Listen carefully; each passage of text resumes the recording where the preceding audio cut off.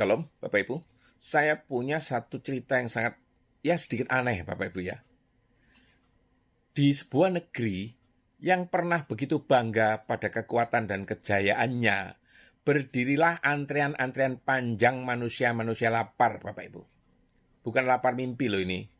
Bukan lapar ambisi, tetapi lapar roti, Bapak Ibu. Itu terjadi di negara Jerman pada masa hiperinflasi Weimar. Ini kisah nyata loh ya.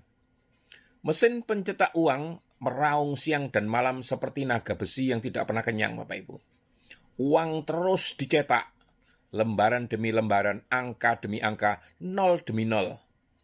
Tetapi anehnya, semakin banyak uang dicetak, semakin miskin rakyatnya. Dan lahirlah sebuah pemandangan yang terdengar lucu ya. Tetapi sebenarnya tragis ini Bapak Ibu. Pemandangan apa itu? Seorang istri berdiri di depan pabrik, menunggu suaminya menerima gaji. Begitu uang diterima, segera ia berlari ke toko. Mengapa? Karena bila terlambat beberapa jam saja, nilai uang itu sudah mati, Bapak Ibu. Pagi hari bisa membeli sekeranjang tepung, sore hari tinggal segenggam tepung yang bisa dibeli. Malam hari mungkin hanya cukup membeli sepotong roti keras. Itu yang terjadi saat itu di negara itu. Dan ada kisah satir lain. Seseorang membawa uang begitu banyak di atas kereta dorong. Ia masuk sebentar ke dalam toko. Saat keluar, kereta dorongnya hilang, Bapak Ibu. Tetapi uangnya masih berceceran, berserakan di jalan. Pencurinya tidak menginginkan uangnya. Ia hanya menginginkan kereta dorongnya, Bapak Ibu. Ya, betapa lucunya dunia ini ya. Tapi Roh Kudus berbisik, anakku, dunia rohanimu sedang menuju ke arah yang sama ini. Mari kita lihat. Ketika sesuatu kehilangan nilainya, inflasi bukan hanya peristiwa ekonomi, Bapak Ibu. Inflasi adalah gambaran dosa ini. Dosa bekerja seperti mesin pencetak uang Weimar ya. Ia memperbanyak sesuatu sampai nilainya hilang. Dunia memperbanyak kata-kata, hingga kejujuran kehilangan harga.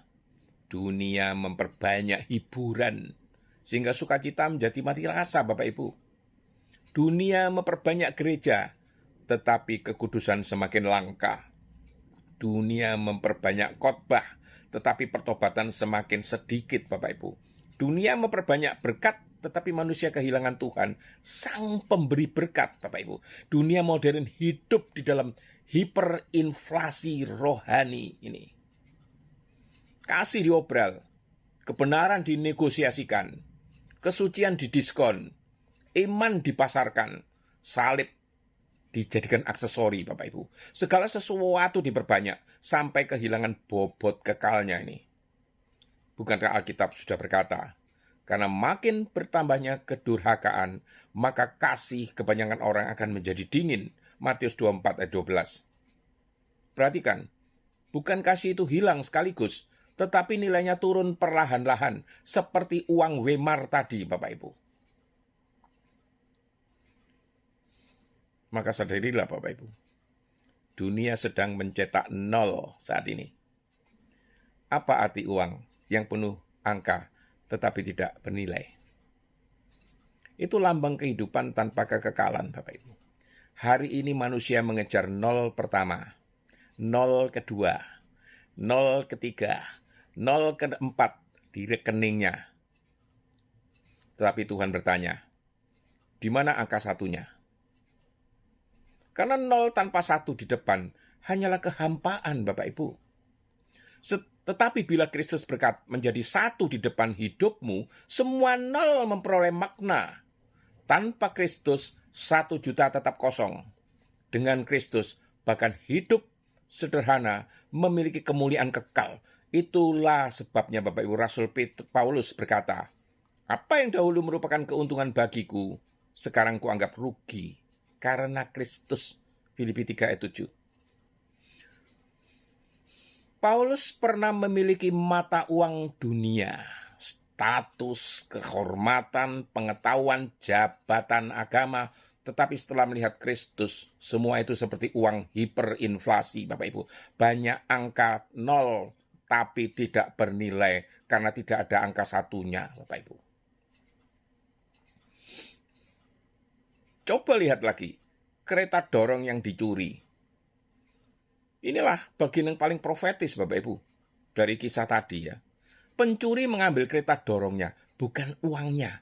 Dunia modern sedang melakukan hal yang sama, Bapak Ibu. Iblis tahu banyak manusia sudah terlalu miskin secara rohani. Jadi ia tidak sibuk mencuri uang mereka lagi. Ia mencuri kereta dorong mereka. Ia mencuri arah hidup, tujuan hidup, wadah hidup, pikiran, perhatian, waktu, fokus, hati. Dan manusia tidak sadar karena mereka masih melihat uang berserakan di sekelilingnya. Masih ada rumah, masih ada bisnis, masih ada aktivitas gereja, masih ada jabatan, masih ada rutinitas. Tetapi kendaraan jiwanya sudah hilang, Bapak Ibu.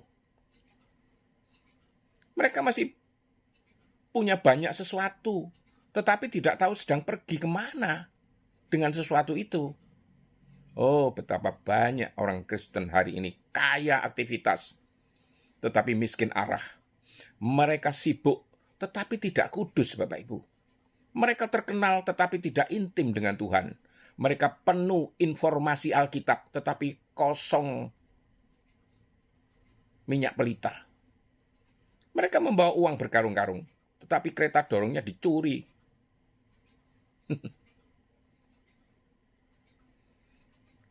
Maka nilai sejati tidak ditentukan dunia, Bapak Ibu. Di dalam hiperinflasi, emas tetap bernilai. Demikian pula di dalam dunia yang moralnya runtuh. Ada hal-hal yang tetap bernilai di mata sorga, Bapak Ibu. Air mata pertobatan, ya, dosa tersembunyi, kesetiaan kecil, kasih yang tulus, kekudusan diam-diam, iman di tengah penderitaan. Dunia tidak menghargainya, tetapi sorga mencatat semuanya. Ingat janda miskin di dalam Injil Matius 12. Persembahannya kecil di bumi, tetapi besar di sorga, Bapak Ibu. Mengapa? Karena sorga tidak memakai kurs mata uang bumi, itu masalahnya. Lalu apa sebenarnya mata uang kerajaan sorga? Mata uang kerajaan sorga tidak lain adalah Yesus Kristus, Bapak Ibu. Ada satu hal yang tidak pernah mengalami inflasi, darah Kristus. Emas dunia bisa turun, mata uang bisa runtuh, Bapak Ibu. Pasar saham bisa ambruk, kerajaan bisa hancur. Tetapi darah anak domba tetap bernilai kekal, Bapak Ibu. Kamu telah ditebus, bukan dengan barang fana, bukan pula dengan perak atau emas, melainkan dengan darah yang mahal. 1 Petrus 1 ayat 18 dan 19. Perhatikan, sorga tidak menebus manusia dengan uang, Bapak Ibu.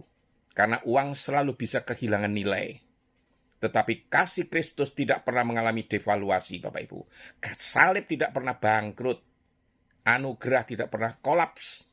Kasih Allah tidak pernah hiperinflasi. Itu. Nah, bagaimana gereja rohani masa kini dan inflasi rohaninya? Kita hidup di zaman ketika kata berkat lebih populer daripada salib.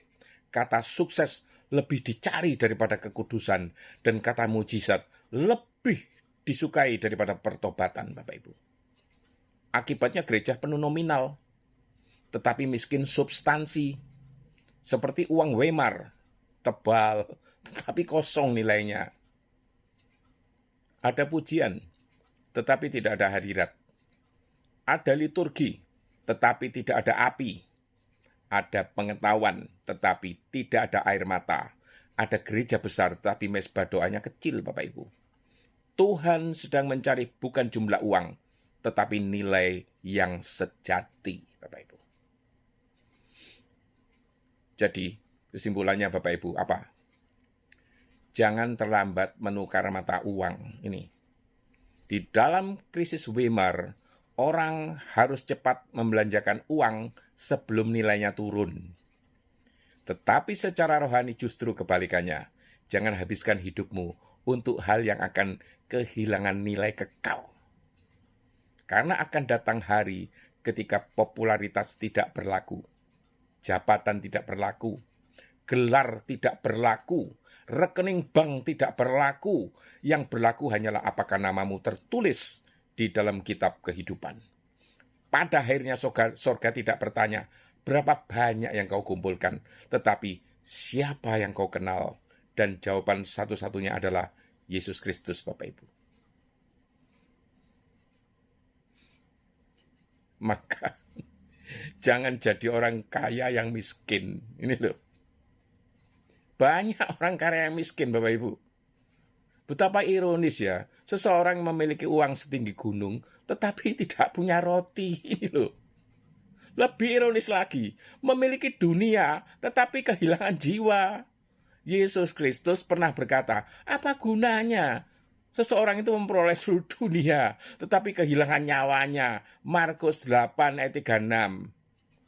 Dunia hari ini penuh manusia yang tampak kaya, tetapi nilai jiwanya runtuh. Mereka membawa uang berkarung-karung, tetapi damainya hilang, Bapak Ibu.